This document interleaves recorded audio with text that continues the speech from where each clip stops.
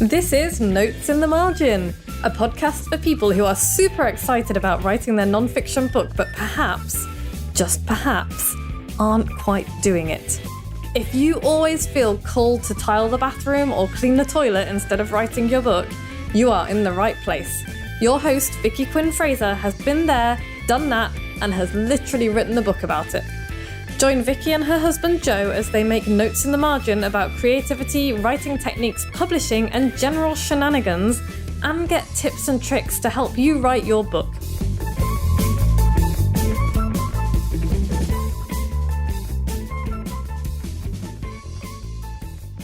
Hello and welcome to Notes in the Margin with me, Vicky Quinn Fraser, and... me, Joe. Hello. Hello. It's currently Wednesday, and what are you reading? I'm still reading Leviathan Wakes by James Corey, which is the first in an enormous series of sci-fi books, which have been made into a TV programme, which at some point I'm going to try and make you watch. I will watch it. Is it, when you say it's an enormous series, is it like the Wheel of Time enormous? I don't really know. I think there might be 5 or 6 of them. Oh, that's reasonable. They are quite chunky. Okay, well that's reasonable, because I read the first Wheel of Time and I quite enjoyed it, and I read the second Wheel of Time and it was butt, and so I abandoned it. I mean, I think you missed out on torturing yourself for 15 or so books. You've seen the number of books that I own. Why would I waste time reading a shitty one when I've got that many books to read? I mean, you know, it's cool. You can put down books. I don't mind. So I'm reading Unseen Academicals by Terry Pratchett. Did we talk about this last week? Yes. Yeah. Still reading it. Literally got like 5 pages left. But I keep being very tired when I go to bed. But the non-fiction book that I'm reading at the moment is a MicroBook, actually. And it's not a MicroBook that I've had anything to do with. But it's by a guy called Nick Parker, who I met on Twitter. Hi, Nick. Hi, Nick. And he saw my post about microbooks and he was like, "Ooh, I love this. I've written a microbook. I didn't call it a microbook, but I think that's what it is." And he's quite right. It's 101 pages, but each page is like a thought, and it's like a half a page or a third of a page. And so I'm going to read a little bit now. Piles. Have lots of books on the go. How many? How many places can you get away with making small piles of books? 1 pile by the bed, another on the desk, a book or 2 in my rucksack, a small stack by the comfy chair. And it just made me smile because I know how much it winds you up that I've just got piles of books literally everywhere. Books everywhere. Slowly, every room we possess turns into a bowl-shaped space because of the stacks of books that get pushed into the corners and stacked up against walls. And so, also, we could just read the whole thing as part of the podcast. Hang on. Have lots of interesting books around. To help with this, always buy the book. In the scheme of things, books cost nothing, the equivalent of a couple of pints, less than a pizza. If you're broke and can't afford books, you'll know. And you can go to the library. That's Pino said that. If you're feeling like, I'm not sure whether I should or not, yes, you should buy the damn book. See? My sense is that we prevaricate about buying books, not because of the cost, but because of the feeling of having too many unread books around weighs on us in some way. If it helps, tell yourself and others I'm building a library. I used to say this as a joke. It's not a joke. So I was driving to my work this morning and there was a little thing on Radio 4 where they were talking to a couple of people about throwing out books. Throwing out books. Or giving away. There was one person, getting rid of. There was one person who was delighted to have unburdened his life from all of these books that he had acquired and stacked up and piled around the place. And he was like, I've gotten rid of all of these books. And there was the standard BBC other guest who completely and utterly, for reasons of balance, disagreed and was like, "You're an idiot. You should have kept all of the books. I keep all of the books. I've got all of the books.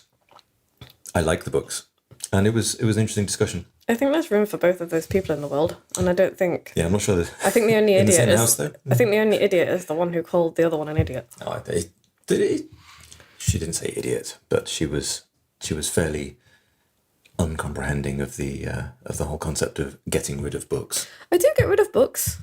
Yeah. Yeah, not many. But like there are, and it's difficult at the moment because most of my books are in boxes in the attic. But when they come down, they're not all going to go on the shelves. There are some that are going to go to charity shops. There are some that are going to go to friends. There are some that are going to go to like. I've got this idea of starting like a little free library in the village and stacking it with books that will be instructive for the type of people who live around here. Like books on feminism and anti-capitalism and anti-racism and stuff like that. And I think it might be quite interesting. Not to suggest that small rural communities are often a little insular in their thinking, but sometimes they're a bit insular in their thinking. I was in a neighbour's house the other day and she used the word woke. Really? Yeah. She was outraged that somebody had come up with new words for a Christmas carol, and I was just there thinking, nobody's making you sing them. What's your problem? So, yes. Anyway, but this book on reading, I love it so much. The subtitle is Provocations, Consolations and Suggestions for Reading More Freely. And it's just like loads of his little thoughts on how we can read and how we can get more out of the books that we read. And it's just really lovely. It's the perfect thing to turn into a microbook, and it gave me loads of ideas of microbooks that I would like to write. Nice. And so I'm gonna, because I keep starting books and then not doing anything with them. So Start small books. Start small books, yeah. Thoughts on things, and I've got a lot of thoughts on things. In fact, I might just write a microbook on all of the mean things that you say to me. I don't think I say mean things to you. I think I just Joe? am a person who says things. I told you not so long ago that both of my ears were really different sizes and one of them was much bigger than the other. And you went, no, they're not. And I was like, yes, they are. Have a look. And you had a look and you went, oh my God, they're really different. You're like Nemo. How can you turn? How can you walk in a straight line? I mean, I'd never noticed. That's pretty mean. I've never noticed how differently sized your ears are. Stop looking at them. Anyway, so yes. But this week at the Dingle, we've had Return of Poopocalypse, Son of Poopocalypse. Poopocalypse 2, The Revenge. Poopocalypse 2, Revenge of the Toilet Paper.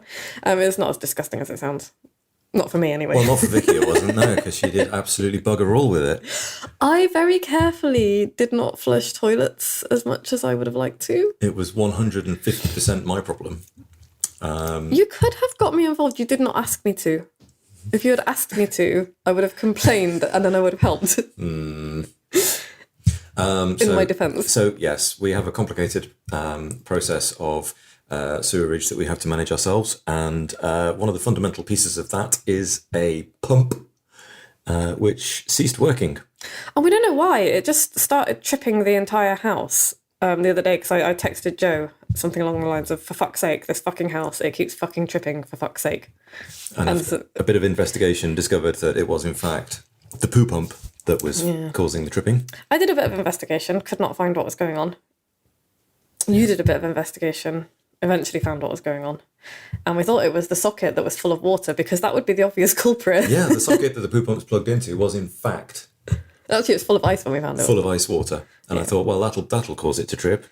So I dried it out, replaced that, thought everything was sweet. No, carried on tripping. The socket full of water was fine. No problem at all. Which is, I don't know whether to be alarmed or pleased by that. Yeah, it was the poo pump that was the problem. Yeah. And rather than trying to, service a submersible poo pump, take it to bits, fix the bearings, whatever the hell was wrong with it, I don't know. I just bought a new one. Do you think we should start a new podcast and go through the blog? I don't know. Oh, what? Like, no, sorry, a renovation, but I had half a thought then, didn't I? Yeah. Okay, the previous half of that thought was, we talk about the Dingle a lot, and we've got a Dingle blog. Maybe we should have a renovation podcast. Maybe. We could spend the first 300 episodes reminiscing of all the mistakes we made. I mean, that might be an interesting exercise, though, because we're probably going to make some of them again if we're not careful. Yeah, we should document some of this nonsense. So anyway, listeners will be glad to hear that the poo pump is now functional. We can flush toilets. We can flush toilets. We can empty the bath. Yeah. We can do all of that kind of stuff, and everything is super fine, apart from I'm now having nightmares again How are you? about poo-splosions. Oh, it'll be fine. It's also been very cold here. I've been very cold, to the point of injury, which I'm really pissed off about. So we've made decisions about what we're going to fix this year, before it gets winter again. And that's going to be more radiators, because we've now got a boiler.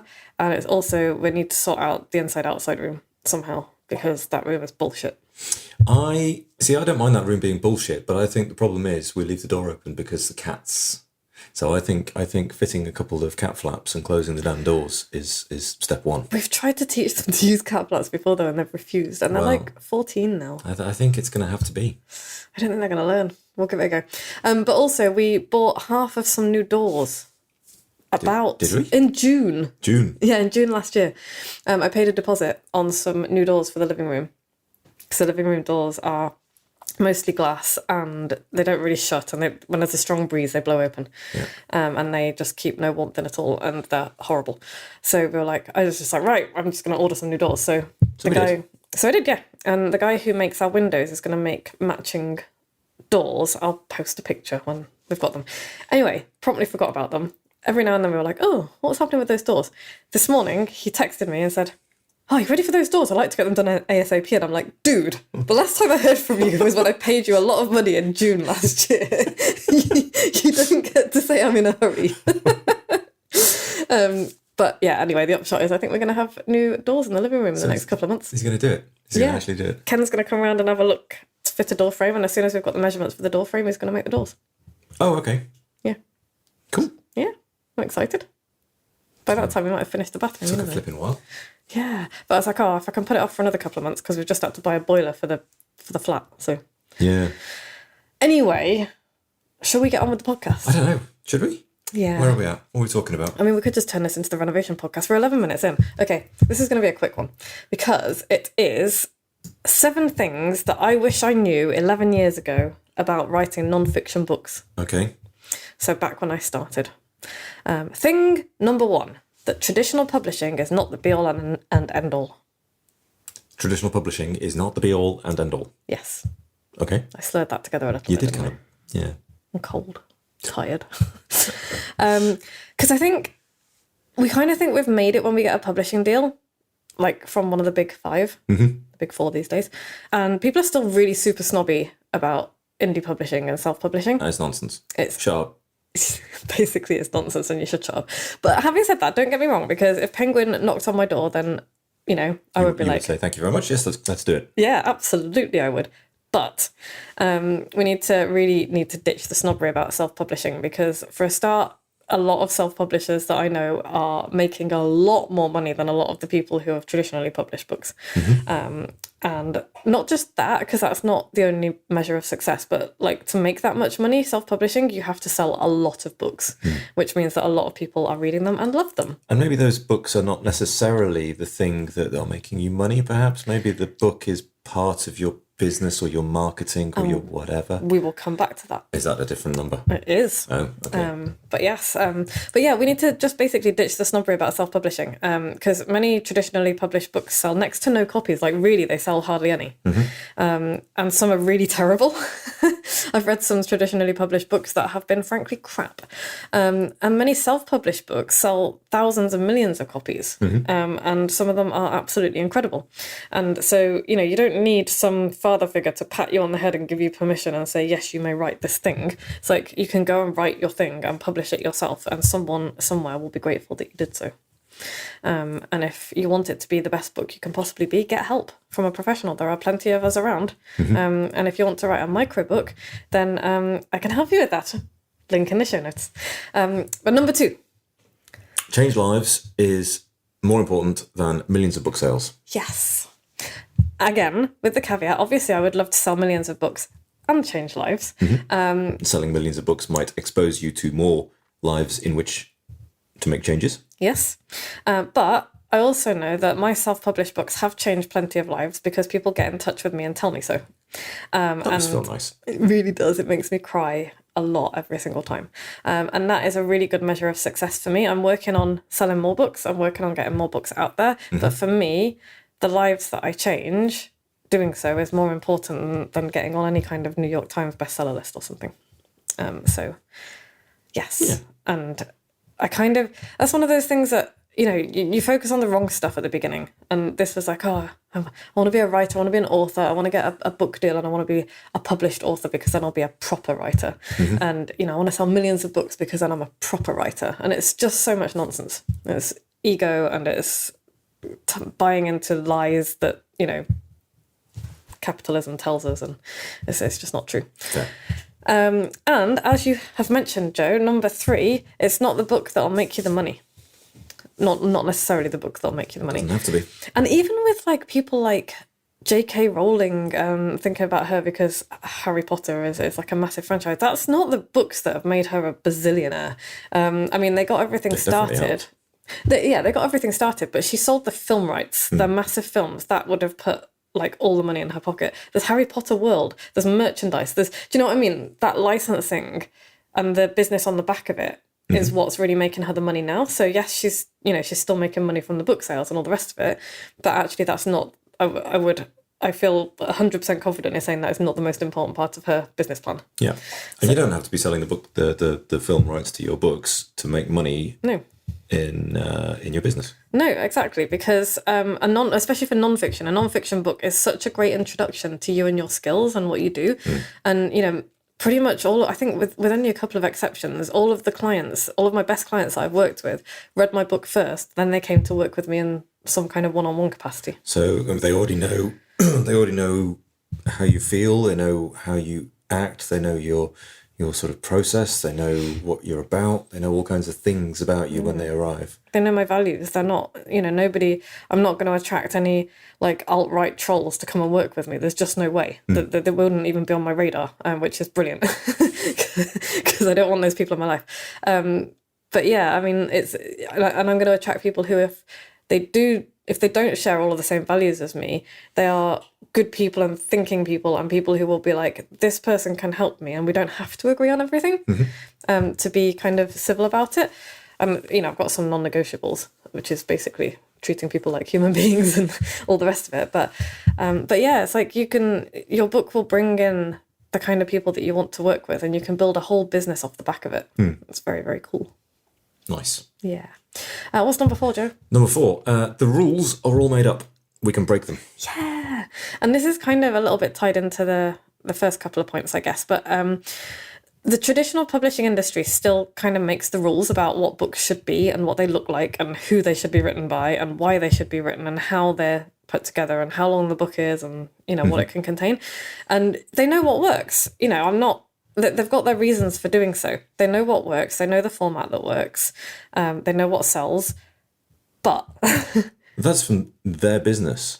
That's from their business. That's from their point of view, for their purposes, to reach their aims. And they're making a lot of assumptions that are faulty as well. Like, you know, there's still not enough representation of people other than, you know, straight white men and women in the publishing industry, because the assumption is that that's the readership, and it's a faulty assumption. It's a false assumption. So even leaving aside the fact that it's the right thing to do, because it is, it's like, it's a better business decision to diversify your publications. And so anyway, but all of that aside, who says a book has to be 80,000 words? You know, what if 50,000 of those words are boring filler? And I have read traditionally published books where 50,000 of those words could have gone straight in the bin. Yeah, where like chapter 1 is the thing that makes you go, huh, interesting. And the rest of it is like just making it as fat as a book's supposed to be. Yeah, it's like one simple idea and then just loads of marketing. You know, it's basically an extended sales letter. And I think that I am a big fan of using your book as a lead magnet and, you know, using your book for something else. But I think it's disrespectful to the reader if you promise something in a decent sized book and then spend 80% of it trying to sell something. And a really good example of that is Russell fucking Brunson's book. I can't even remember the title of it, but I got about halfway through and I was like, this is just a giant advert. Russell Brunson's book. Russell Brunson. He's got a company called ClickFunnels, which is massive. He's like a billionaire, and it's a piece of software that does basically lead pages. Okay. So, and it works. I'm not Not knocking the I software. don't like him and his values. He has some very questionable views. But, you know, he's built this business. It works. I know a lot of people make a lot of money doing it. But the book is just, it's like a big, it's so bro marketing-y, and it's a big ego boost. It's just like a giant sales letter. So, you know, you contrast that to something like Atomic Habits, which is a really thoughtful book about a simple idea, but he has gone into a lot of detail. There's not loads of filler. There's not loads of, you know, bump about buy this and do that and like thinly veiled sales messages in there. It's really cool. I've got no problem with a book being a sales letter, but I think you can be respectful about it, you know. And some people are, and some people are not. So yes. Anyway, getting back, it's like the traditional publishing industry makes the rules and says this is how long a book should be, and I say why. Why does it have to be that long? Just because it always has been. It's like, oh, it's always been done that way, therefore it must always be done that way. You just make a book as long as it needs to be. Exactly. And, you know, this little tiny books that you can read in, you know, a couple of hours, they can be so valuable because I'm going to go back and read it again. I'm going to scribble notes in the margin. I'm going to learn something. And, you know, I love a long book as well. I love losing myself in a long book, whether it's fiction or non-fiction. But it has to be worth all of that time and effort, and it has to be respectful for the reader. And I just like the idea of, like, you know, traditional publishing has this model that works, but they seem really unwilling to look at what else might work as well. And I just think that's a shame. You know, what are we missing out on? So why not write a microbook instead and change someone's life really quickly? You can come and do that with me in March, dropping a sales letter into this podcast. But yeah, you can come and do that with me in March. I'm doing this again in March. Link is in the show notes. Nice. Don't have a landing page yet because that would be a thing that you'd have to do. Yeah. Number 5. You do not need 6 months and a cabin in the woods to write a book. We are not Walt Whitman. We are not Ralph Waldo Emerson. I'm running out of American writers that I know the names of. We're not Victor Hugo, who famously locked himself in an attic with only a scratchy blanket. Nice. Yeah, because he kept missing his deadlines, and his publisher was like, dude. You need to finish the book. Yeah, which he did in like a month, I think. It was The Hunchback of Notre Dame. I think, like, he would be like, I did nothing, I went to a party, blah, blah, blah. But he wasn't. He was thinking about that book in his head, because otherwise there's no way he could have written it in a month. And stressing about the fact that he hadn't written the book. And Probably, yeah. His publisher wanted the money back. So yeah, I think quite often people don't write books because they think, oh, I need all of this time and space to do it. And yes, I would love to be able to go off on a retreat for 6 months and write a book. But what would happen would be I would faff for 5 months and then I would write the book in the 6th month. Just because not everybody would do that, but I know myself. But what we can do is think, well, I can't do that. Most of us cannot take even a month off, let alone 6 months off to write a book. And so they never start. So instead, let's flip it and think, have you got 20 minutes a day? Almost everybody has got 20 minutes a day, and that is enough to get a book done if you get really clear on what you're writing, for whom and why. And that was a massive game changer for me, because I was like, I'm going to have to go on a writing retreat. I'm going to have to do this if I want to write a book. But actually, I write all the time, and so I allowed myself to write all the time. And that worked. And it works. Number 6. Writing doesn't necessarily mean typing out the actual words. Yes. So yeah, and this goes for people who want to write a book but don't think of themselves as being a writer. If you hate typing, if you struggle with dyslexia or something similar, or if you're neurodiverse in some way, or, you know, whatever, speak your ideas into voice notes and work with them that way, or doodle them, or collage them, or record yourself doing an interpretive dance. You know, it's whatever you need to do to get your ideas out of your head and eventually into book form. That makes you a proper writer. You don't have to write it down with a pen and paper or a computer. And number 7, you don't need to hang on to the outcome. And I think this was the most valuable thing that I learned, because whilst I really love it when people tell me they love something that I wrote, I can't make that my goal. Right. Because if that's my goal, I will never write anything ever. It's too scary. It's too scary and it's too much pressure. But more than that, I've got no control over that outcome at all. Like, none. Like, I put stuff out, I write it, I put it out, and I really hope that people will like it, and that's as far as it goes. It's like I can't be writing for that outcome because I've got no control over it. The only thing I've got control over is I'm going to try this thing and I'm going to put it out, and that's where my control ends. And so, letting go of the outcome. I've just remembered what we're going to be talking about this week. Letting go of expectations. Letting go of expectations. This podcast episode is an exercise in letting go of expectations. If you're expecting an episode on letting go of expectations, then I hope you have let go of your expectations because we're doing this. Anyway, so yeah, write something, test it out, put it in public, see what happens, offer it up as a gift and let it go. And then write something else. Have a look at the feedback as well. Don't just put it out there and then forget about it. If you publish it somewhere, go and have a look at the analytics. Did anyone read it? Did anyone like it? Have people commented? What got the most response? Yeah, and if it got no response, do not be discouraged, but look at it. It might not be the content. It might be the way you presented it. It might be the fact that your first line wasn't very interesting. It might be the fact that the headline was crap. There's lots of reasons. It doesn't matter. It doesn't mean that your idea was bad, and it doesn't mean that the writing was bad. It might just have been that for whatever reason, the algorithm did not like it that day. Yeah, you put it out on the wrong time. Yeah. On the wrong day, to the wrong audience, whatever. Yeah, put it out with a different headline on a different day and see what happens. So yeah, iterate, try again. I think that's everything. What's the takeaway, Joe? Don't sweat it, just write. Yes. Sounds oversimplified, but I hope after listening to those 7 things that I wish I knew 11 years ago when I started my business, it might help. There are lots of things that could stop you. Yeah, lots of things that could stop you, but they didn't. Yeah, they don't have to. No, they don't have to. And they definitely don't all have to at once. Because, we all have some days where we're like, oh, I just can't. But even on those days, I will open a notebook and doodle something, or I will open a voice note and say something. And it doesn't have to be an article. It can be, ugh, this is bullshit. And that's it. So, coming up next week, we're going to be talking about letting go of expectations. We could just do this forever now. We're not going to be talking about letting go of expectations because I can't even remember what my idea was. You must have written it down somewhere. I don't think I did. I think I literally wrote that down and I forgot. Well, that's gone. I know. So yeah, instead we're going to talk about ChatGPT. Oh, okay. Because I want to jump on this buzz train. Cool. Before it crashes. So, but I think it's really interesting and I want to talk about it, and I want to hopefully be a bit of a voice of reason and all of I've seen quite a lot of hysteria about how it's going to destroy everything. Yeah, and I don't know. Not going to get into it now. I'm going to come back next week to find out what Joe thinks. Okay.